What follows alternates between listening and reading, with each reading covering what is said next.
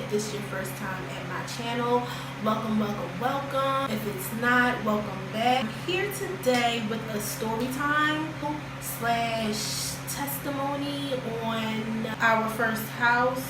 Child, my nails is a mess. I'm telling you, acrylic, stay away from the acrylic. It just isn't good for your nails at all. You know, if they all nail techs and all that, come up with a better option, because this here acrylic done tore my nails up. I let my nails breathe for about 2 weeks and they just don't look the same. They don't look strong. They need help. They need help. Oh my God. This is supposed to be about our first house, right? Ain't that what the captions say? Babe, I need a do-over. I need to pause in the replay. Alright, y'all hold it. Oh my.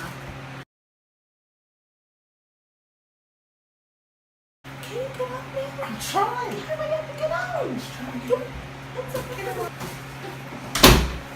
Anyway, for some odd reason, I feel like you guys, wanted to hear about my nail story. But that ain't what y'all came here for. So about my house. Me and my husband just got our first house. Been here for a month and a couple of days now. Before this, we were renting room. First of all, this is a testimony, so this I want to share today with you guys. This is strictly about what God did for us, okay? Just bear with me. It might be a little bit long, but I hope this really blesses someone. Me and my husband just got our first home. This pen keeps on making an appearance. Maybe I should just put it down. Anyway, before this, we were renting a room together and separately. Now, I'm gonna go back a little bit. Before we got married, before we got engaged, we were courting. From time to time, I would stay with him, and we was shacking. And it came a point in time where I just started to look for my own apartment. I wanted to live on my own. I didn't experience living on my own, having my own complete space, not just a room, not just a bed. That's what I wanted to do. But that wasn't in God's will, and I see that now. But then I was thinking, like, you know what? I want an apartment. I never lived on my own, having my own everything yet. That's what I want, so that's what I'm gonna go for. I'm searching for my own apartment, and nothing was happening.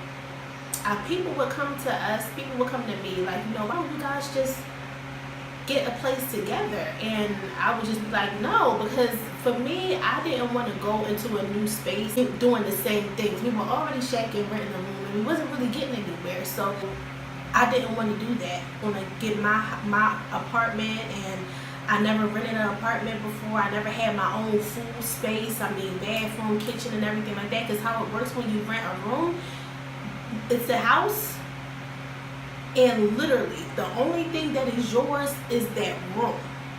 You share a bathroom, you share a kitchen. People come and go, people don't last. You got to get used to living with other people and how they live, and being around other people. You don't know if they dirty, you don't know if they clean, you don't know if they wash. It was just a lot. So one day he came home, fast forward a little, he had a conversation with one of his friends, and they told him, like, if you don't want to keep shacking, why don't you just get married? Go down to City Hall, get legally married. You can do a wedding later. Because it's not like you going anywhere. It's not like he's going anywhere. It's not like you're going to be with other people. No, y'all going to be together. You know that. So why not just make it happen? And it was just like light bulb. Why didn't I think of it? I could have easily thought of that. He could have easily thought of it. Then we started having a conversation about rings. And my husband, he to do so much, and he wants to, be the best man he can be to himself and the best husband he can be to me. So I would have to tell him, I don't need you to buy me no $1,000 rings. One, is just going to take longer, and two, to be quite honest, we going to be together forever. I got time to upgrade my ring, and then upgrade it again, and then upgrade it again. I don't just start somewhere. It's about the symbol. As long as it got a little bit of gold in it, that's all I ask. Just make sure it got some gold. No, I'm simple. I don't need a lot. It's just about the symbol that's special to me, not the way it looks, not how big it is, not how blinding it is, because you're committing to me, and that's big. That's bigger than any rock that you can give me. That money can't buy that, and that's something that will never fade. because it symbolizes your love to me. So fast forward, we get engaged. Then we set a date to go down to City Hall, get married. We had our bishop do a private ceremony for us, and we got married. We got legally married, and it was the best thing that could have ever happened to me in life. Like, I didn't know how crazy it was going to be, because to be quite honest, I'm sitting there thinking, this is what I'm thinking before we got married. And I told him this too. You know, after we do the ceremony, I'm still going to call you my fiance. Oh my God. If I could just teleport back, or you know what, clone myself to go back and smack the living daylights out of myself for saying that to him, I would. It's basically disrespectful. And I know that now as being a wife. When that man becomes your husband, or that woman becomes your wife, that's it. No more girlfriend, no more fiance. That's what you are. So fast forward, we get married a couple of months ago. We was just so happy with each other, just really loving each other, but still running a room. The discomfort really started to sneak up on us. We was ready to move. So at first we was juggling between buying a house and renting a house. And we started again just being logical, trying to figure it out on our own. Going to showings, on the other hand, calling real estate agents and start working on our credit. We just trying to juggle between renting and buying. We didn't know which one we should do. So buying process that we went through, that didn't work. We had a moment when we said, let's see what we can rent. We can get used to having a house, paying utility, what it's like to have that kind of responsibility on us first. That'll be better. And we don't want to put more on ourselves than we can handle. But like I was saying, we was trying to do what we wanted to do, not what God wanted us to do. So my husband found this guy who's a real estate agent who's really good. His homes were beautiful, and they were in our price range, what we was looking to rent. So we go through him, see a couple of his homes. The first home that we saw, we fell in love with. But what he wanted for rent, it was a bit steep. He's still in a place where we're trying to build. We just need more space, because us being a married couple, let's face it, being married and renting a room, it didn't make sense to us to keep on living like that. We have goals, we have things that we're trying to accomplish, and being confined to this small space is not doing it. So we went through with the application process, paid the application fee, filled out the application, he checked our credit, gave him proof of income and everything, and we got ourselves prepared for that. So you can guess what happened. We got denied. And we just knew we wasn't going to get denied. The reasons why we got denied didn't make sense. But this is how God works. After that, we was just a bit exhausted. Going through the process of buying, then changing to going through the process of renting, then getting denied. And we was just exhausted. So he was just like, you know what, let's just take a breather. While we were waiting, I was in the house one day. I was in our room, and the landlord that property came in to do his round, just check on the house. So he came, knocked on the door, started shooting the breeze, and he was like, yeah, you know, he said that you were trying to rent an apartment and everything. And I was just like, yeah, we're actually looking to move into a house. So he was like, oh, okay, well, I have a house. It's nice too, 3 bedrooms. So if y'all want to see it, we can set something up. Then he went on to say, usually for people that we rent to, they got to go through the whole application process with credit and first class security. But for you guys, since you guys are such good tenants, I'll let y'all move in on 1 month's rent. Excuse me, what? Excuse me, what? No. Say that again, because I need to make sure that what I heard. See, I'm getting excited. I need to make sure that what I just heard you say is really what you just said. And he agreed. Okay, so in between that time that I had the conversation with the landlord and I was waiting for him to come home from work, I just prayed and a bit in awe, because it sounded too good to be true, but it also sounded like favor. So God's favor is going to look too good to be true, but when it's him, it happens. I was just praying. I was just like, God, you know, we done been through so much with this house hunting process. We already got let down a couple times. I'm not about to get my hopes up. I don't have no space to be salty again, but I'm tired of being here. I'm tired of it. So we set up a date. As soon as we walked through the door, I was home. It felt like home already. It was beautiful. Rewind to the other guy that we swore up and down we was going to rent from. This is how God works. This house is the same setup. It's the same amount of rooms. It was amazing. It was amazing. But what I realized in that time is that God used him to give us a preview of what he was going to be blessing us with, but it wasn't meant for us to go through him. Who God was going to use to bless us was in front of our face the entire time. This is a miracle. We saw the house. He called the landlord, told him that we loved it. This was on a Wednesday. By that Friday, we swapped. He came to my job. I gave him the check. He gave me the key. We was moved in. Okay? We was just sitting there like, we have the key. There's no reason to sleep in that room tonight. And we ain't have nothing. Furniture or nothing. And the room that we were renting already came with a bed, so we couldn't take that bed with us. We sure enough got that air mattress. We sure enough got some clothes. We sure enough got things to wash our bodies with. A couple of days after that, we moved all our stuff by ourselves. All in all, what I'm here to tell you guys is that trust God with everything. I still have moments when I try to figure things out on my own, but it never worked. And you know what? I feel like God just be sitting there like this with the blessings in his hand, just looking down like, okay, so what? You was in the will, then you got comfortable, and you thought you can do this on your own. Now you walking away thinking that you got it all figured out. What's happening for you? Now what's happening? Nothing. Ain't nothing happening for you. Now you realize, okay, come on back. Now you crawling back. You was walking strong.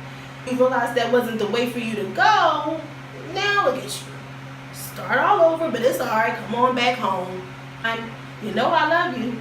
You know I'm always going to welcome you back. Alright, no, it's not time for these yet. You ain't ready for these yet. You got to get off your knees and get back on your own 2 feet. That's what you got to do. Stand up strong. I know when you ready, you ain't ready yet. You ain't ready for this yet. I'm just getting tired, but I'm just going to hold on to these blessings. I'll drop them down when I know you're ready. I know when you're ready. And you ain't ready yet. Okay, all right. Now we getting somewhere. All right. So I'm gonna let one down for you. That's all. Great. Still ain't ready. Okay.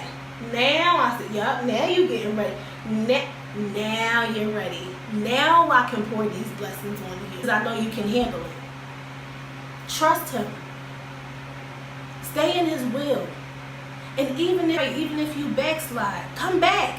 He'll always welcome you back. And I can only tell you this because this is what I went through. I know a lot of people that don't believe in God, or people that used to believe in God and, is trying to come back straight away from church. Just life things happen. It happened to me too. I grew up in church, and then when I left my mom's house, I left church. And I came back to him. I didn't just come back to church, a building. And that's the only reason why I can say what I'm saying to you. And I just hope that it reaches someone who needs to hear this. He will not just bless you, but he will keep you. He will keep you looking good. He will keep you healthy. He will keep you strong. You don't got to be corny to be a Christian. You don't got to be corny to be a believer. I'm dope. Dope AF. And I know it.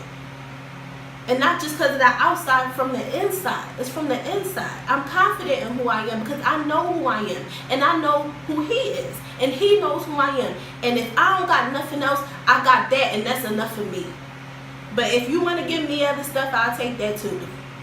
I love him. I started to go to church for him, not for people. I wanted to have a relationship with him. That's what I'm getting. I'm growing every day. I love my husband. He's growing every day, and God is grooming us to be what he has us to be. And that's all I ever wanted. I can't ask for more than that. Because you can think that you are doing something, and you honestly could be doing some good things. But when God touches you, when you give your life to him and allow him to do the rest,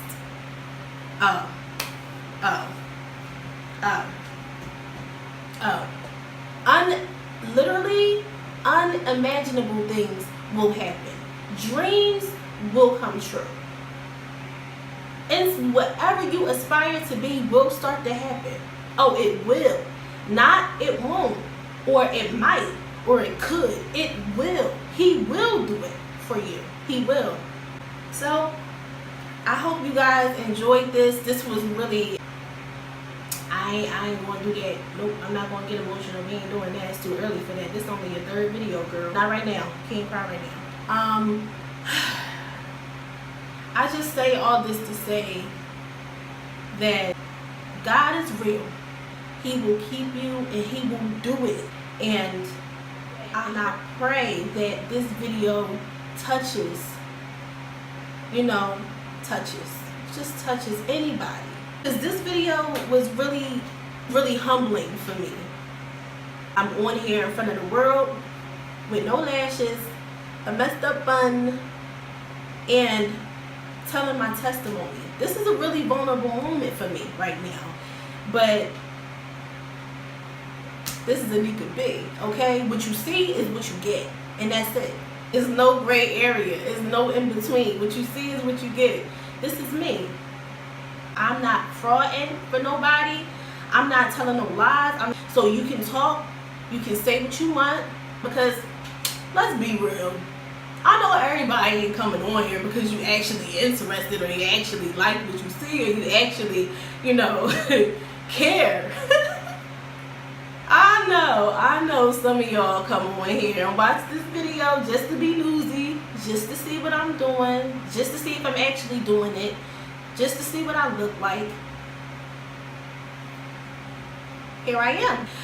But if you go and watch, at least like it, at least comment, at least subscribe, do something. That's none of my business. If you did enjoy this video though, and you did like it, which I hope you did, because I enjoyed doing it. I enjoyed recording this. You don't understand how free I feel right now. Being on a platform that anybody and everybody watches with no lashes.